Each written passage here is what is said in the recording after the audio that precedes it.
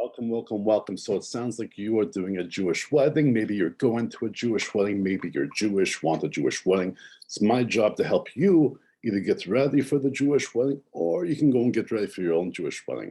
Once again, I'm Brother Jeremy, wedding officiant. I'm a wedding officiant and chaplain, serving all nations. Even though I come from a Jewish perspective, I take the fire of the Torah, I bring it to all nations, making Torah-based marriage accessible to all people who want to fulfill it. Let's go on. So we're going to go a little bit into the details. I don't want to go too long, waste your time, get you bored. But what I'll do is go over the details. Okay, let's go. Yalla. First of all, you recognize a Jewish wedding how? By the kippah, which is the Jewish hat, the chuppah, which is the canopy, the smashing of the glass, the mazel tov, all this. It's based on the ancient tradition that Jewish people go back 6,000 years, weddings, thousands of years, bringing families together, whether it be for love or alliances, but marriage is a founding cornerstone of our civilization, regardless whether we're Jewish, not Jewish. Let's go. Even in Auschwitz, in the gas chambers of Auschwitz, Dachau, people still got married. They found a way to make it work. Even if you're going to die, you want to die married to the person you love. During the Spanish Inquisition, the 14th century, during Isabella, people still, they had Jewish weddings. They pretended to be Catholic, but deep down, they wanted a Jewish wedding. Okay, so what is the purpose of the wedding? Well, the Torah says a man should find a woman as a partner, a helpmate, and come together, become one flesh. A man and a woman coming together, making kids, teaching them the ways of the Torah. This is the reason that we exist. Not all Jewish weddings are the same. We have Reform. So Reform is very, very liberal.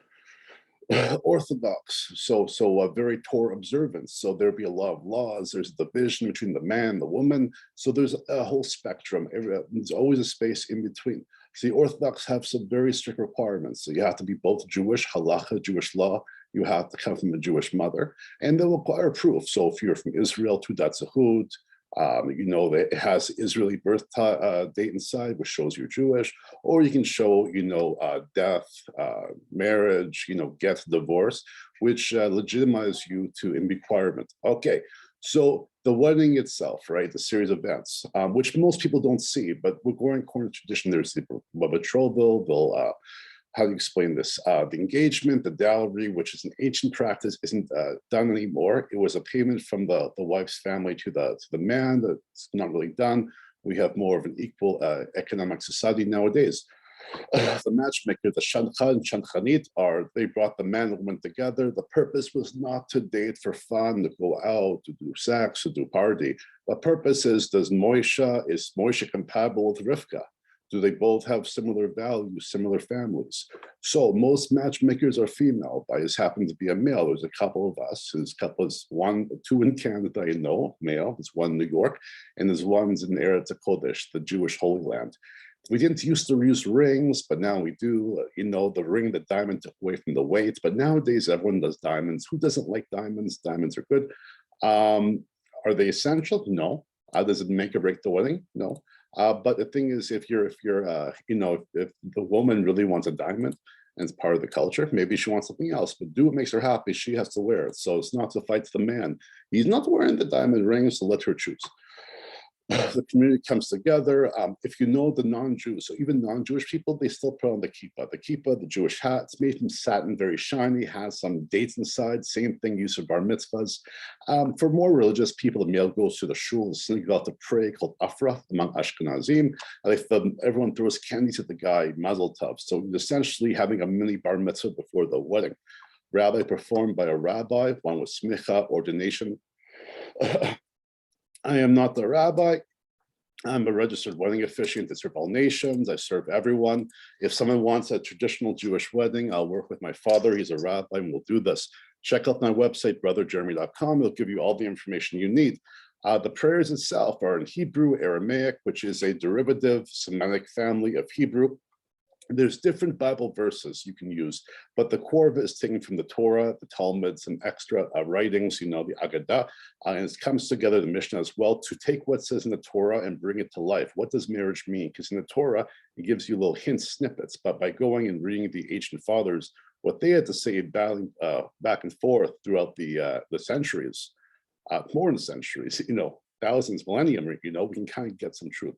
there's some common elements, right? There's the wine, candles, challah. It's like a Jewish Sabbath or Passover Seder. Once again, Ashkenazi, European Jews, Sephardic Spain, Mizrahi, Middle Eastern, each has completely different wedding custom, while the essence, the Quran, is exactly the same, right? Okay, it ends with breaking the glass. This symbolizes the sadness of the temple being destroyed. Even with our happiness, remember the sad day, you know, especially in the year 70 when our temple was destroyed. We had to go into exile. And the reason for the exile, why we look so different, Ashkenazi is Valdim Mizrahi, is we all went through all the nations and we found wives throughout the nations. So you went to Europe, you found Italian, you know, you do this, you convert. So traditionally, Judaism is very inclusive. We let people come in, you know, and a lot of the most important people, matriarchs like Ruth, they converted to Judaism. I'm not going into the story about the Moabites, but she was qualified to become an ancestor of King David. There's lots of people, you know, like Moses' wife, you know, Zipporah, she was not Jewish, but she was grafted into the Jewish community. Okay, so traditionally the Jewish couple is not together, right? So they're separate, they don't touch, but it's called shomer negia. But nowadays, you know, I'm not going to pass judgment, do whatever. Just make sure you know you come back for at least this one moment. You go to a yichud room, they're alone, there's guards, so to speak, watching the door, make sure no one's going to barge in, compromise their security. So all these things are part of the marriage.